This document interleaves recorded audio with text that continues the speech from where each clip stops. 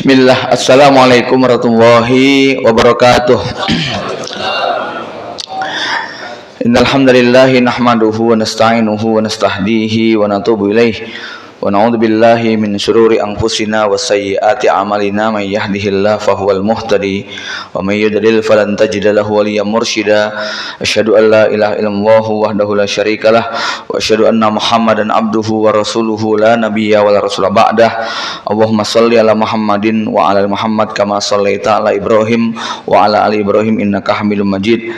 Raditu billahi robba wa bil islami dina wa bi Muhammadin nabiyya wa rasula. Asbahna ala fitratil islam wa kalimatil ikhlas wa ala dinin nabiyina Muhammadin sallallahu alaihi wasallam wa ala millati abina Ibrahim hanifan muslima wa ma kana minal musyrikin. Allahumma inna nas'aluka ilman nafi'a wa rizqan thayyiba wa amalan mutaqabbala. Allahumma taqabbal minna innaka antas samiul alim wa tub alaina innaka antat tawwabur rahim. Allahumma inna nas'aluka ridhaka wal jannah wa na'udzubika min sakhatika wan nar.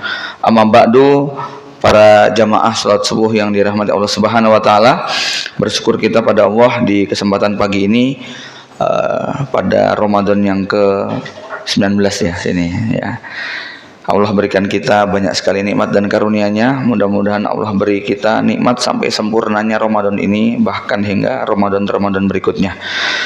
Salawat serta salam semoga terlimpahkan kepada baginda Nabi Muhammad SAW, juga kepada keluarga, kerabat, sahabat, dan orang-orang yang meniti jejaknya sampai kiamat. Semoga kita termasuk yang mendapatkan janji syafaatnya pada yaumul kiamah. Di dalam Al-Quran surat Ar-Ra'du ayat ke-19 sampai ke-24 itu salah satu penjelasan tentang kriteria, ciri, karakter dan sifat mereka yang nanti di hari kiamat akan dikumpulkan di surga Aden, lengkap dari mulai kakek buyut sampai bapak, anak, cucu, cicit. Sebuah puncak kenikmatan di surga ketika kumpul bersama-sama. Kita bisa bayangkan kalau di dunia jenengan dapat tiket nginep di hotel berbintang 5 VVIP, tapi anak istri kita di ruang parkir gitu ya. Rasanya gimana? Ya, tentu kebahagiaan itu berkurang. AC yang dingin jadi panas, sofa yang empuk jadi keras, makanan yang enak terasa hambar ketika kita dipisahkan dari keluarga kita. Maka ya tentu saja kalau nanti sudah di surga, Allah akan cabut segala rasa benci, rasa dendam, rasa jengkel, marah. Tapi Allah juga menceritakan bahwa puncak kebahagiaannya adalah ketika mereka dikumpulkan sama-sama di dalam surga. Ini seperti yang termuat pada ayat yang ke-23. Jannatu adnin yadkhulunaha wa man sholaha min abaihim wa azwajihim wa zurriyatihim. Mereka akan masuk ke dalam surga Aden, memasukinya bersama embah-embah mereka yang soleh, wa man sholaha min abaihim, bapak, kakek, mbah, wa azwajihim, dan istri-istri mereka. Ya, bayangin, istrinya 4 masuk surga semuanya. Masa. Wa zurriyatihim, cucunya sekian puluh masuk surga semuanya. Ya. Wal malaikatu yadkhuluna alaihim min kulli bab. Ketika mereka masuk surga disambut para malaikat yang ikut mengiring dan mereka mengatakan salamun alaikum bima sabartum fa ni'ma uqbaddar. Jamaah sekalian, ada kalimat menarik yang harus kita garis tebal dan garis bawahi. Kita cetak tebal dan kita garis bawahi, yaitu ucapan malaikat itu loh, ketika memberikan ucapan selamat sama kita. Selama ini ucapan selamat identik dengan keberhasilan materi. Selama ini selamat selalu terkait dengan hal-hal yang sifatnya prestasi. Selamat Anda terpilih menjadi gubernur, selamat Anda terpilih menjadi Kapolri, selamat Anda juara 1 ini itu, selamat ya anak Anda diterima di UGM, di ITB dan sebagainya. Selamat Anda menang juara pertama, hadiahnya Avanza. Selalu kata-kata selamat itu identik dengan hal-hal yang sifatnya prestasi materi duniawi. Ada nggak Pak kira-kira selamat anak Anda meninggal dan Anda kuat? Ada nggak Pak gitu Pak? Nggak ada. Selamat Anda kecelakaan tadi tapi nggak ngeluh begitu ya. Nggak ada. Hampir ucapan selamat itu selalu berbau prestasi duniawi materi. Tapi besok di hari kiamat ucapan malaikat kepada mereka yang masuk surga bukan atas prestasi duniawi. Nggak ada malaikat mau ucapan selamat waktu di dunia kamu orang terkenal, followernya banyak, subscribernya jutaan misalnya. Selamat waktu di dunia Anda punya rumah mewah. Tidak. Tetapi ucapan mereka adalah apa? Salamun alaikum bima sobartum. Selamat karena waktu di dunia kamu dulu sabar banget menghadapi segala ujian hidup. Ya, dan nanti kalau kita periksa ayat itu satu demi satu, ayat tadi berbincang banyak hal terkait dengan keluarga, karena ini konteksnya sedang masuk surga sama keluarga. Ya. Dan kita akhirnya menyadari bahwa kehidupan berkeluarga modal utamanya adalah sabar di dalam mendidik mereka. Sabar di dalam menghadapi kekurangan mereka. Sabar menghadapi gugatan, omelan, kemarahan mereka. Sabar dengan anak-anak kita yang nggak bisa diatur. Sabar dengan tuntutan istri yang begitu banyak. Maka suami yang punya kriteria sabar ini, dialah nanti yang akan mendapatkan kalimat ucapan selamat, salamun alaikum bima sobartum. Jamaah sekalian, sebulan yang lalu ada berita viral bagaimana seorang ibu muda usia 35, anak 3, nekat ingin menghabisi 3-tiganya, tapi kemudian hanya satu yang kena. Ada yang menarik ketika ibu tadi kemudian diwawancarai singkat di dalam sel sementara. Sebenarnya apa yang Anda inginkan? Jawabannya membuat kita sebagai suami kudu ngelus dada. Dia mengatakan, saya cuma pengen disayang suami. Saya tidak ingin anak saya menderita sebagaimana saya. Ya, biar dia masuk surga mumpung belum akil balik. Ya. Mudah-mudahan saya nanti diberi taubat sebelum mati. Ini miris ya. Tekanan ekonomi yang sangat berat. Tak ada dukungan suami dalam hal cinta kasih sayang. Tidak punya dukungan dari keluarga besar, masa kecilnya tertekan, maka membuat otak si istri ini kemudian tidak mampu berpikir normal, sampai atas nama cinta kepada anak-anak yang masih kecil diwujudkan dalam bentuk pengen dihabisi. Kalau cerita ibu muda di Brebes yang sebulan ini viral mewakili dari kalangan menengah ke bawah, 16 tahun yang silam di Bandung kejadiannya serupa. Tetapi secara kualitas itu lebih ekstrim. Karena ibu muda ini, anak 3 ini berasal dari kalangan menengah ke atas secara ekonomi maupun pendidikan. Pendidikannya ITB, S2, asisten dosen. Ya, bapak ibunya orang kaya, orang terpandang, perfect dan begitu sangat menuntut anaknya sukses. Tapi ibu muda ini memutuskan untuk menghabisi 3-tiganya. Kalau dilihat dari 3 orang nama anaknya, ini bukan keluarga sembarangan. Anak pertamanya dikasih nama Abdullah Faros Al-Maki. Anak keduanya Muhammad Nazif. Anak ketiganya Muhammad Umar Nasrullah. Ini keluarga ikhwan atau keluarga awam? Ikhwan. Gitu kan ya. Nama suaminya Amin Abdullah. Wah, kurang apa coba? Ya. Ini kalau dilihat dari karakternya semacam itu. Tapi suatu ketika saat suami tidak menginap di rumah, hari itu sang istri memutuskan untuk membulatkan tekadnya menghabisi 3 orang anaknya yang berusia, Faros usianya baru TK, umur 6 tahun, ya, Nazif baru 3 tahun, kemudian Umar Nasrullah baru berumur 9 bulan. Pada asar dieksekusi, anak yang ketiga dulu masukin kamar, bekep pakai bantal, kehabisan napas, meninggal dunia. Anak yang kedua umur 3 tahun agak lama pakai perlawanan tapi akhirnya meninggal juga.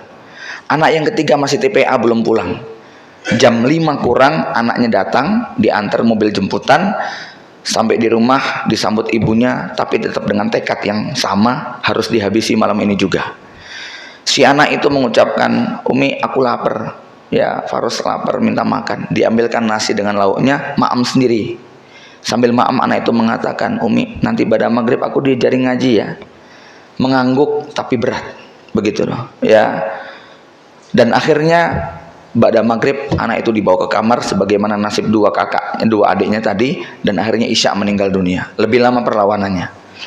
Pagi pada subuh suaminya baru pulang, kok gelagatnya agak aneh, nggak ada suara anak, nggak ada tangis, nggak ada rewel.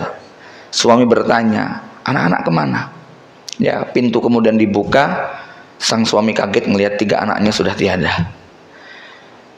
Tidak ada cerita bagaimana ekspresi suami setelah itu, tapi kayaknya menyadari, setengahnya memaklumi bahwa beban berat yang dipikul oleh istri, inilah puncaknya.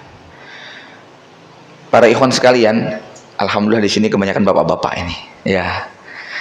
Melihat 2 cerita tadi, masih banyak ya ceritanya ya. Jadi gini, cerita ini buat saya gunung es dari 2 sisi. Gunung es yang pertama itu terkait dengan angka. Jangan-jangan yang senasib dengan mereka, sekualitas dengan mereka, itu banyak, cuman tidak terekspos, nggak berani ngadu, nggak diceritakan. Karena habis kasus yang di Brebes, besoknya kan kemudian ada yang anaknya dimasukin sumur. Ibu-ibu juga, karena nggak kuat dengan tekanan, bulian dan sebagainya, itu anak dicemplungin dalam sumur. Ya. Nah, jadi gunung es pertama ini yang saya lihat itu adalah berapa sih jumlah angka semacam itu? Ya. Jangan-jangan yang bernasib semacam itu banyak ya. Yang kedua, gunung esnya adalah apa sebenarnya faktor ya behind itu semuanya gitu loh ya, latar belakang sosial, ekonomi, psikologi, pendidikan ya, yang melatar belakangi wanita atau ibu muda semacam itu untuk kemudian mengambil keputusan nekat, di mana gunung es yang kedua ini menjadi muhasabah buat kita. Apakah ada di antara pasangan kita yang secara karakter ada kemiripan? Nah, cuman bedanya mungkin karena didampingi suami yang baik, suami yang sabar, dia juga orang sekolah, ngaji, lulusan pesantren, jadi secara keimanan kuat memikul beban, kan begitu ya. Tapi kalau seandainya unsur tadi tidak ada, ini kan menjadi muhasabah buat kita. Jadi begini jamaah sekalian ya, orang ini kan kalau kita melihat sesuatu, maka yang perlu kita lihat bukan hanya penampakannya. Contoh kalau kita melihat gedung lantai 20 misalnya, ini kita harus membayangkan kayak apa kekuatan cakarnya, pondasinya itu sedalam apa, kok kuat memikul yang semacam itu ya. Kalau kita melihat tronton diisi beban sekian belas ton, ini berapa cc mesinnya. Nah, kalau kemudian ada pohon yang tumbang, nah kita mungkin juga jadi bertanya, ini seperti apa sih akarnya, kok langsung jatuh gitu ya. Nah, analisa semacam ini nanti akan membuat kita muhasabah ya. Jangan-jangan atau mudah-mudahan apa yang berlangsung pada keluarga kita tidak ada gejala-gejala yang semacam itu ya. Karena di era semacam ini kita sering sekali nanti dikejutkan dengan hal-hal yang semacam itu ya. Ikhwan fillah rahimakumullah. Maka balik lagi kepada ayat tadi, salamun alaikum bima sabartum, ini salah satu bentuk kesabaran yang dituntut oleh Allah kepada kita adalah kesabaran untuk memegang teguh perjanjian. Karena ayat yang pertama, maksudnya ayat yang ke-19 dan 20 ya. Di situ kan Allah disebutkan innama yatadzakkaru ulul albab. Yang bisa berpikir, yang bisa berzikir, yang bisa ingat itu hanya yang punya otak. Ulul albab, lubun itu otak ya. Ulul albab itu orang yang berpikir, orang yang punya otak ya. Siapa orang yang punya otak itu? Orang yang berpikir itu siapa? Alladzina yufuna bi ahdillah wala yanqudunal misaq. Yaitu mereka yang memenuhi janji Allah dan tidak menciderai perjanjian. Al-misaq, misak itu artinya ikatan. Dalam Al-Quran ada kata-kata misakon golizo, ikatan yang sangat kuat. Dan oleh Allah disebutkan 3 kali, 2 kalinya terkait dengan janji menyampaikan risalah. Pertama adalah misak, itu misak Allah kepada para nabi dan rasul 124.000 disumpah untuk menyampaikan wahyu. Dan mereka kemudian memenuhinya. Yang kedua adalah misak Allah kepada Bani Israel di Bukit Tursina, di mana gunung itu sudah diletakkan di kepala mereka, yang kalau mereka durhaka akan dihantamkan ke tubuh mereka. Dan yang ketiga, hari ini kita yang punya istri, yang punya anak pasti pernah mengucapkannya, yaitu misakon golido. Kalimatnya singkat, padat, tapi konsekuensinya sangat berat. yaitu pada saat kita mengucapkan qabiltu zawajaha wa nikahaha min nafsi bimaharin kadza wa kadza, atau aku terima akad nikah fulanah binti fulan dengan mahar sekian tunai. Ini yang disebut dengan misaqon ghalidha. Di sini ada yang mengucapkannya baru 4 tahun yang lalu, 5 tahun yang lalu, 10 tahun yang lalu, 20 tahun yang lalu, 30 tahun yang lalu, mungkin ada yang lebih. Tapi mari kita muhasabah, masih ingat nggak arti daripada qabiltu zawajaha gitu loh. Jangan-jangan itu kalimat yang mengalir begitu saja lalu kita lupa. Pernah ingat tapi kemudian lupa dengan konsekuensinya, bahwa arti daripada qabiltu zawajaha, aku terima akad itu konsekuensinya ternyata panjang sekali, Pak.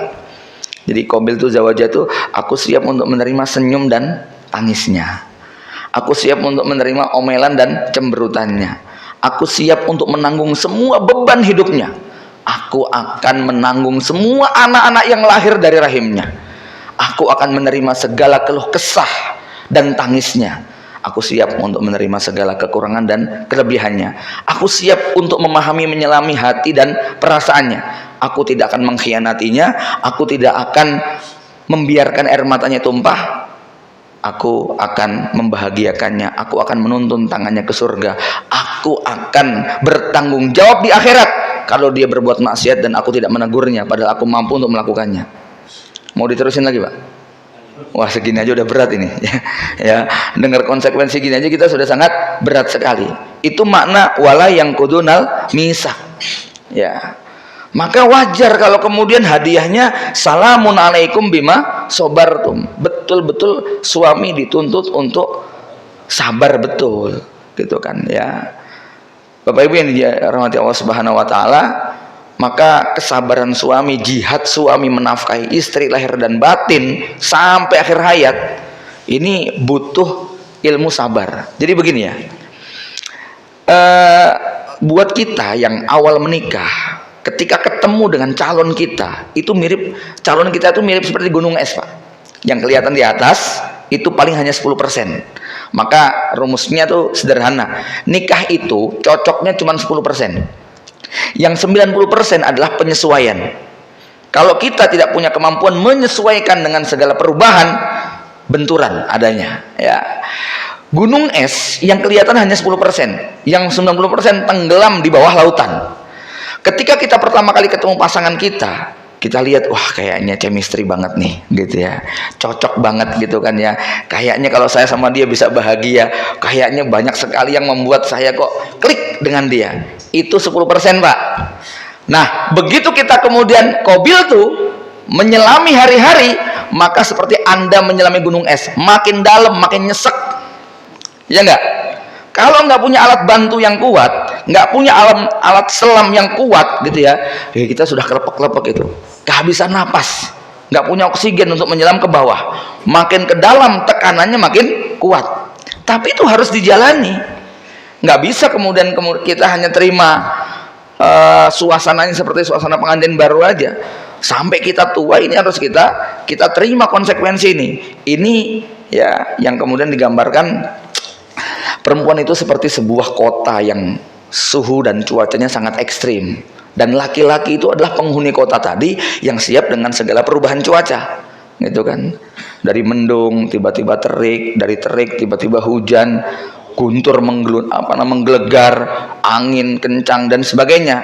Laki-laki sebagai penduduk kota tadi nggak perlu marah dengan sikap istrinya, seperti kita nggak boleh marah dengan perubahan cuaca ya. Hujan ya udah masuk ke dalam, dingin pakai jaket, panas AC nyalain gitu kan ya, mau keluar deras pakai mantel. Jangan marah dengan angin, jangan marah dengan hujan, jangan marah dengan petir ya. Cukup kita melakukan penyesuaian diri ya. Maka ada SMS, Ustadz gimana cara menghadapi istri yang ngambek, marah, cerewet? Jurus pertama, dengerin begitu ya, jangan dibantah. Jurus kedua ya, berusaha diusap, dipeluk ya. Jurus ketiga, coba bantu pekerjaannya. Jurus empat, jangan dinasehati kalau dia masih emosi ya. Jurus kelima, doakan dia ya. Jurus ke-6 ajak ke mall gitu. Nah, kalau Anda langsung pakai jurus terakhir, insya Allah 1, 2, 3, 4, 5 nggak dibutuhkan gitu. Perempuan itu takdirnya senang diajak belanja, Pak, ya. Belanja itu bagi perempuan itu wisata, tapi bagi laki-laki itu teror gitu loh ya. Itu masalahnya gitu kan ya. Tapi saya perlu mengingatkan bahwa tingkat stres perempuan itu sangat tinggi sekali. Kenapa? Volume otaknya lebih kecil dari laki-laki, tapi bekerjanya 8 kali lipat mereka.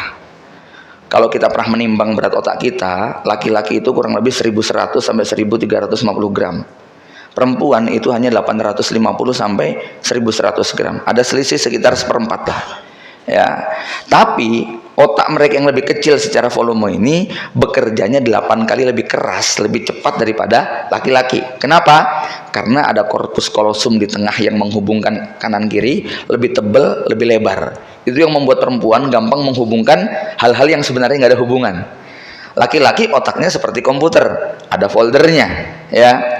C, D, E. C itu program, D mungkin Anda kasih nama makalah, artikel, E dikasih nama MP3, MP4, macam-macam isinya.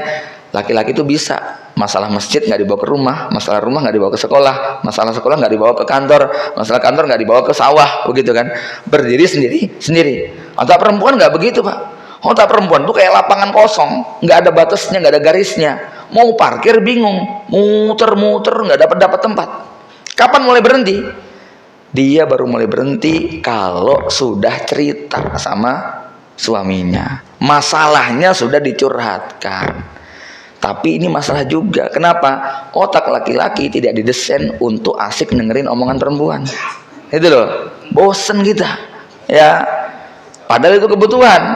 Yang kedua, perempuan nggak bisa bedain mana yang penting, mana yang nggak penting. Semua dianggap penting. Lebih parah lagi, perempuan suka lupa. Udah berapa kali cerita. Gitu kan. Itu yang bikin laki-laki bosan. Tapi Masya Allah. Ya. Inilah yang diajarkan oleh Rasulullah SAW. Tiap malam Rasulullah itu sebelum tidur, beliau selalu menyempatkan untuk mendengarkan semua cerita istrinya dan bertahan untuk tidak bosan. Kenapa? Parkirnya supaya endang mandek, gitu ya. Maka saya bisa duga kalau ada perempuan yang suka cerita kepada laki-laki lain, gosip dengan tetangga, kemungkinan besar tidak dapat telinga dari suaminya. Ini harus diwaspadai, ya. Kalau ibu-ibu banyak ngegosip, ya, suka cerita kemana-mana, karena memang nggak dapat tempat pembuangan sampah yang tepat. Ya, lubang sampah di telinga suaminya terlalu sempit, gitu loh, Pak. Ya, mungkin pernah dengar ya, perempuan itu, laki-laki satu hari itu berkata 7.000 kosakata. Perempuan satu hari kebutuhannya 20.000, 3 kali lipat. Ya, jenengan berangkat ke kantor pagi, pulang sore, sudah ngobrol sama atasan, sudah diskusi dengan bawahan, sudah meeting dengan mitra. Sehari sudah habis tuh 6.500. Istri di rumah cuma sama anak, baru habis 3.500. Stok kuotanya masih berapa, Pak? Masih 16.500. Itu kudu dihabisin malam itu, gitu kan? Kalau nggak dihabisin, ini mesti menyiksa batin dia. Maka dia butuh menceritakan hal-hal yang nggak penting bagi kita, tapi sangat penting bagi dia, supaya endang cepat parkir gitu, nggak muter-muter aja. Ya, kalau tadi dikatakan bahwa otak istri itu lebih kecil volumenya, tapi lebih keras kerjanya, itu saya umpamakan suami itu kayak tronton 5.000 cc ngangkut 20 penumpang di jalan tol itu bisa ngebut 100 km per jam. Istri itu kayak Avanza 1.500 cc dipakai ngangkut 50 orang. Ringsek lah dia. Makanya harus cepet-cepet diservis gitu loh ya. Harus cepet diservis. Makanya suami ini Masya Allah tuntutan untuk sabar banget menghadapi istri itu ekstra, Pak. Dan Anda bisa bayangkan kesabaran Rasulullah menghadapi 9-9-nya. Yang 9 orang ini digambarkan mewakili 9 sifat utama wanita. Karakternya itu beda-beda, ya. Dan Rasul dadanya terlalu luas sekali untuk menampung 9 itu. Karena yang ditampung bukan cuma 9, ya. Ratusan, lebih dari 100.000 sahabat semuanya merasa dekat sama Rasulullah SAW.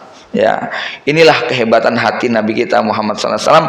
Bahkan hati beliau bukan cuma disediakan untuk para sahabat, hati beliau disisahkan buat kita semua sampai kiamat. Ya, bahwa beliau begitu menunggu, menanti, mencintai kita dan menyediakan hatinya yang seluas-luasnya.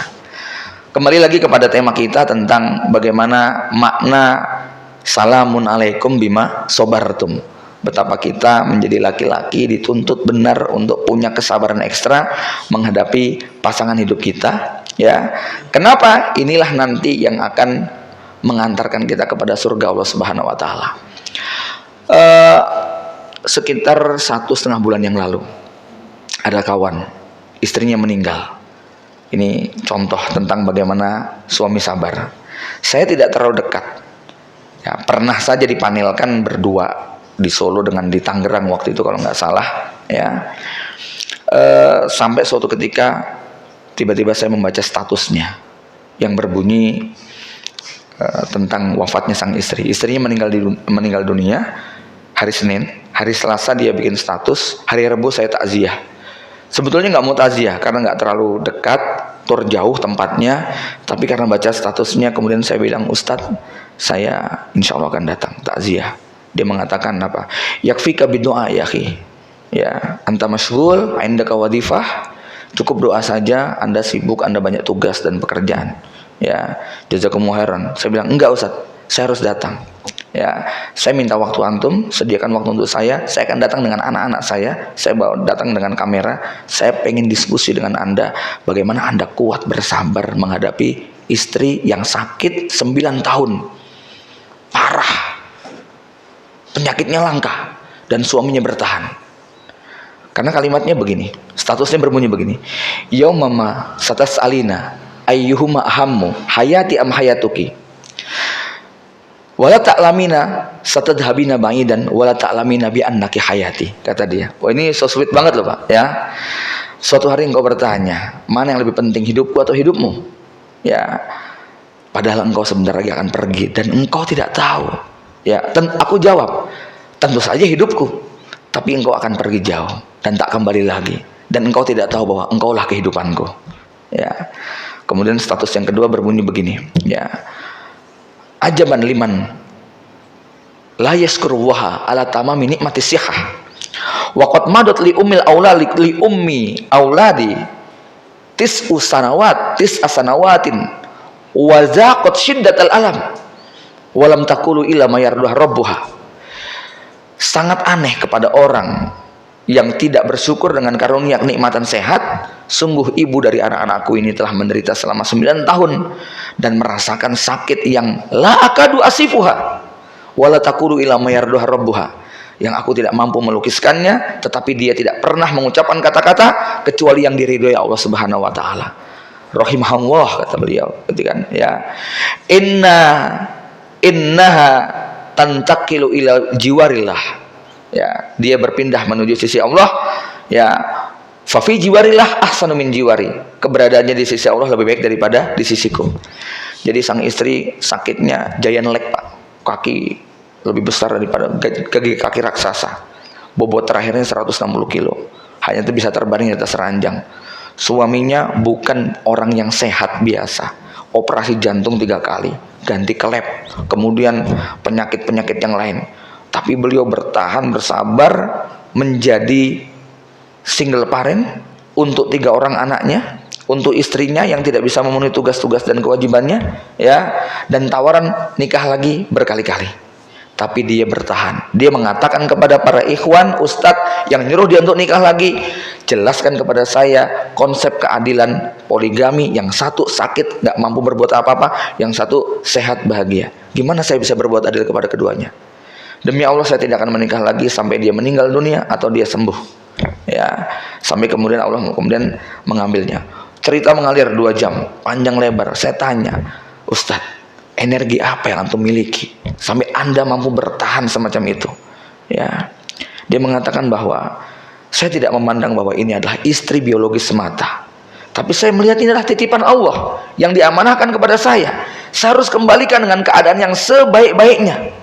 Tahun ke-6 setelah operasi, ini leher sudah dipasang alat. Kalau dicabut meninggal dunia, dipasang juga nggak sembuh, gitu ya. Biayanya jutaan, tiap bulan mungkin angka 25-30 juta hanya untuk ininya saja, ya. Akhirnya disuruh tanda tangan. cabut atau pasang. Kalau dipasang biayanya sekian, kalau dicabut ya meninggal, begitu ya. Akhirnya anaknya dipanggil, "Nak, menurut kamu gimana?"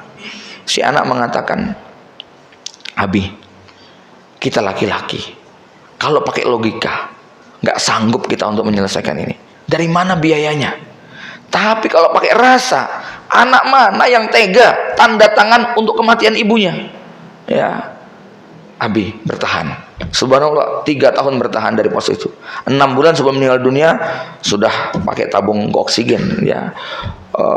Sampai kemudian Masya Allah ya, saya lihat kuat sekali orang itu, gitu kan ya. Maka saya bilang kepada anak-anak saya nyoting, "Nak, dengerin nak, besok kamu jadi suami ya, nih bersabar yang semacam ini." Dan dia mengatakan, "Ustadz, akhi," dia bilang kepada saya, "besok di hari kiamat yang akan saya persembahkan kepada Allah adalah kesabaran saya menemani dia 9 tahun dalam keadaan sakit." Begitu ya. Ini Masya Allah nih, buat para suami harus melihat bahwa istri kita adalah ladang amal yang sangat besar. Pada saat yang sama saya juga disuguhi pemandangan yang sebaliknya, istri yang sabar. Kawan saya, murid saya yang sakit terhitung sudah 14 tahun. Ya, dia kecelakaan 3 tahun setelah menikah. Punggungnya patah, sarafnya putus, semua organ dari perut ke bawah nggak berfungsi. Jangankan hubungan biologis yang menjadi kewajibannya, BAB BAK saja harus menggunakan alat. Ya, tahun kedua atau tahun ketiga, ada yang kemudian mengingatkan dia, "Ya akhi, ini setannya banyak. Istri kamu masih muda, belum punya anak. Ya, harus berani menantang." Saya jadi teringat kisah Aminah Qutb ketika beliau menikah dengan Kamal As-Sasaniri di penjara. Karena Kamal begitu mengikuti postingan Aminah Qutb yang kalau bikin syair itu betul-betul bikin meleleh hati kita. Ya, syairnya sampai sekarang makin menggema. Akhirnya dinikahkan di penjara oleh Said Qutb karena Said Qutb melihat ini orang soleh, orang baik. Tapi setelah nikah ya pisah. Ya, di penjara puluhan tahun, seumur hidup. Sampai Kamal kemudian memutuskan karena rasa cintanya pada saat menjenguk, "Aku beri kamu kebebasan kalau kamu ingin minta cerai. Karena aku tidak mampu memberikan apa yang menjadi hakmu, apa yang menjadi kewajibanku." Tapi subhanallah, Aminah Qutb tegar dan kuat. Ya, kita akan melangkah di jalan dakwah dan jihad ini bersama sampai ajal menjemput. Dan kemudian Kamal dibebaskan, tapi 7 tahun kemudian setelah dibebaskan, berjihad di Afghanistan, ketangkep, dibawa kembali ke Mesir, dieksekusi hukuman mati. Disitulah kemudian Aminah dalam kunjungan terakhir menyampaikan sebuah syair yang sangat populer sampai sekarang, "Hal turona naltaki am annaha." Ya, nanti bisa diklik hal turona itu ya. Itu syairnya Aminah Qutb sebelum suaminya digantung. Baik, cerita tadi juga menimpa kepada kawan saya yang beliau setelah itu kemudian berani mengatakan kepada istrinya, "Mi," dalam kondisi berbaring, dia panggil istrinya, "Kalau kamu pengen meminta hakmu, aku berikan. Aku ikhlas. Aku siap hidup seperti ini sendirian." Ya, kejadiannya tanggal 8 bulan Agustus tahun 2008 jam 8 malam. Angka cantik Pak ya. Jadi saya masih ingat cerita ini. Dan subhanallah, apa kata sang istri? Istri mengatakan, "Abi, Mas, ya, sejak saya melihat kenyataan ini, maka saya tanamkan dalam hati saya yang paling dalam, surga saya bukan merawat anak, tapi surga saya merawat suami." Ya, bismillah. Subhanallah Pak, sampai detik ini mereka bahagia, mereka bisa menjalani kehidupannya. Ya, bagaimana kesabaran istri 14 tahun ya menemani suami yang tergeletak, terbaring, tapi memang suaminya tegar, semangat, bisnis tetap dia jalani di kursi rodanya, mimpin majalah masih bisa, taklim masih kuat, gitu kan. 1 bulan nulis 7-8 naskah, buku yang dikarang tebel-tebel, gitu ya. Nah, ini yang membuat istri jadi semangat juga. Nah, suaminya ngeluh, loyo, letoy, "Aku gini, aku gitu," adanya ngeluh, tinggal, gitu ya. Sampai kawan-kawan saya menyaksikan dia, ini kalau bukan karena tawakal dan iman yang kuat, ya udah bunuh diri dia, begitu loh, merasa jadi sampah. Tapi subhanallah Pak, ya dalam undangan jumpa penulis datang beliau ke kantor saya, naik ke lantai 2, digotong sama istrinya pakai kursi roda. Wah subhanallah, ini orang kuat sekali, gitu kan ya. Yang kuat apa ya? Mentalnya, jiwanya, ya. Maka kesabaran menghadapi anak-anak kita, menghadapi istri kita. Ini yang dibutuhkan adalah kekuatan jiwa kita. Mudah-mudahan Allah berikan taufik kepada kita, sampai nanti kemudian di akhirat malaikat mengucapkan salamun alaikum bima sabartum fa ni'ma uqbaddar. Aku qouli hada wa astaghfirullahaladzim. Assalamualaikum warahmatullahi wabarakatuh.